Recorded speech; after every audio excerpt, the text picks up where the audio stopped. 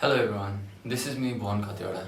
So today is September 27th and Nepal are facing the West Indies for the Unity Cup, the first ever bilateral series against a full member nation. So it's going to be a historic moment, and today we'll be doing a small preview, squad analysis, the venue and much more.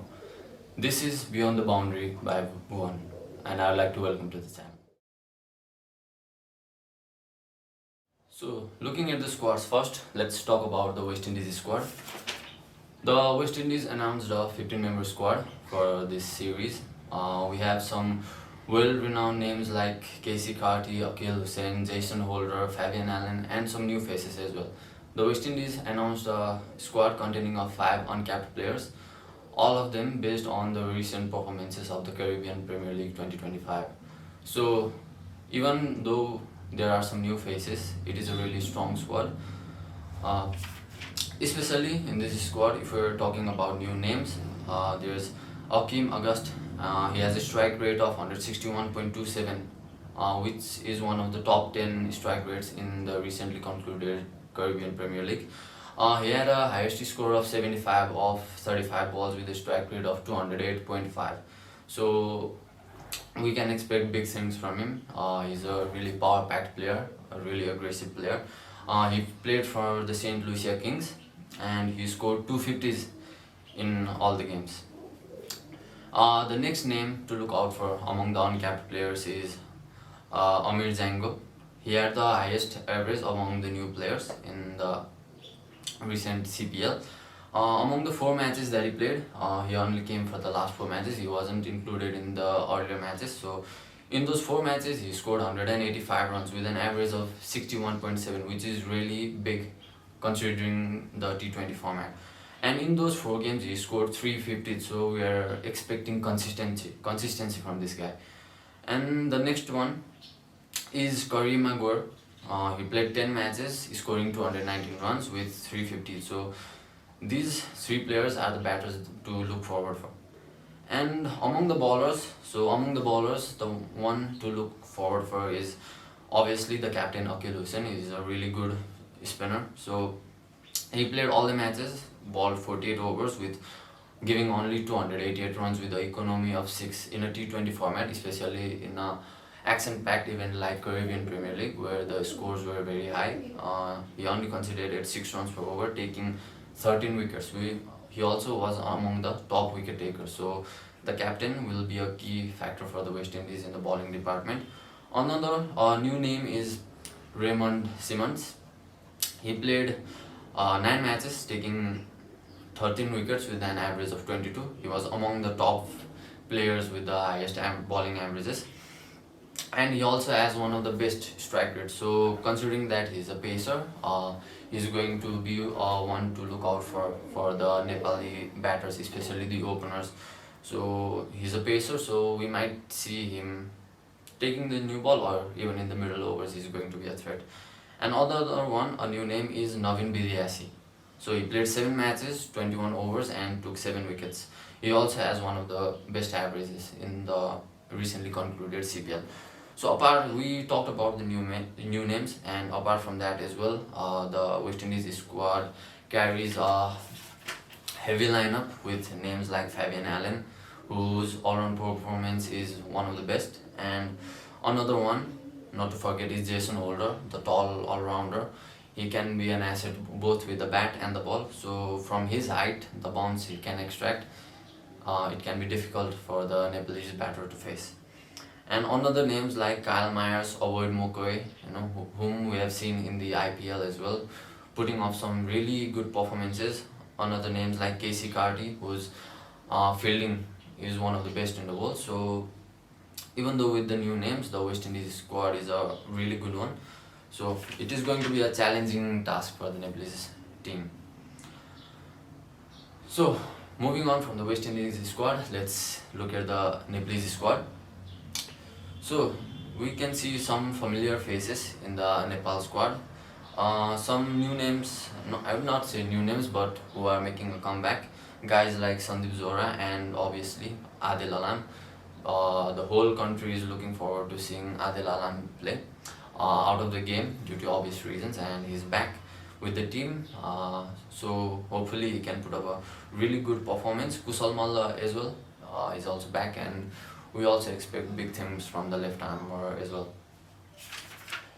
So all the three matches on the 27th, 29th and the 30th of September, they are all taking place at the Sharjah Cricket Stadium in Dubai.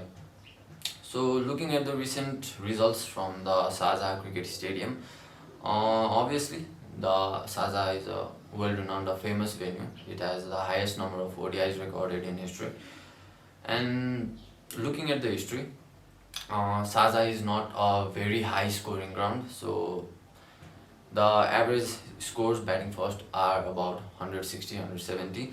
And looking at the recently concluded try series between UAE, Pakistan and Afghanistan, if we look at the scores from all the games, it is obvious that team batting first are winning. So almost all the matches in the recent concluded try series, the team batting first won. So obviously at the toss, the decision is likely to be win the toss, bat first, put on a good score and try to defend. The average winning score batting first is around, again as I said, 160, 170. And for Nepal, so the decision, or for both teams, the decision will be to win the toss, choose to bat first, put up a good score and then look to defend the scores. So the deciding factors in this tournament will most likely be the Nepali spinners versus the West Indies batters. The subcontinent conditions, UAE in Dubai, so it is going to be spin friendly. Even if we look at the recently concluded series, the top wicket takers are Mohammad Nawaz, Rashid Khan, who are all very good spinners. So if the Nepali spinners can take advantage of the conditions, Sandeep Lamithane, Kusal Vurtel, Lalit Rajbanshi, Shahab Alam, all these guys, and even our part-timers like Rohit Paudel, Dipendra Singh Airi, who have been putting good performances with the ball, if they can stick to their lines and lengths, put up a good performance, then Nepali team is likely to come out on top. So being a Nepali, I'm speaking on behalf of Nepal because we're all excited about the event, so I'm more focused on the Nepali side of things. So hopefully we'll win the toss, we'll bat first, score a decent amount of runs, 160, 170, and the spinners can come in. Looking at this series, and I'm expecting dew not to be a factor. Also, another factor will be how the Nepali batters can handle the West Indies pacers. So tall pacers are going to be a challenge, even if they bat first. Dubai conditions with the new ball, they can be helpful to swing bowlers as well. So in the recent history also, we haven't seen really good opening partnerships. So that will be another key factor for this event. So excited for the event. 3 matches. Nepal hasn't had a single victory against a full member nation. And looking at this Nepal team, called the cardiac kids always, and is the coach said recently, hopefully we can get off the tag, we can remove the tag, we can be, we can dominate the teams instead of just winning the close games. So hopefully that happens, and hopefully in these 3 games, hopefully win the series, but most importantly, we're looking forward to introducing a win against a full member nation, and hopefully it can happen today itself in the first game. So another thing considering is World Cup qualifier is coming up next week, and the captain Rohit Paudel also said the team is not going to be experimenting on the team. So looking forward at something as important as World Cup qualifiers, looking forward to the India World Cup in 2026, which is a event that Nepal is trying to get to. It is going to be a special occasion if Nepal qualifies for the World Cup in India, considering the fan base which already had made an impression on the global stage.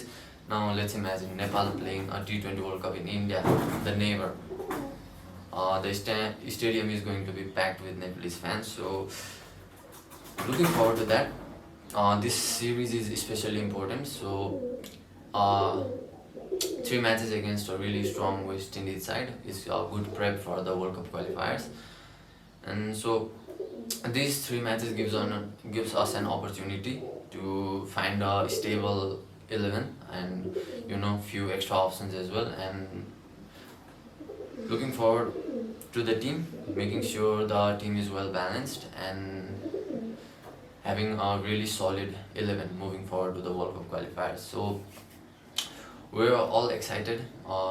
New era is beginning, first ever bilateral series, hoping for the best, and the name itself is Unity Cup, so we're all united behind the team.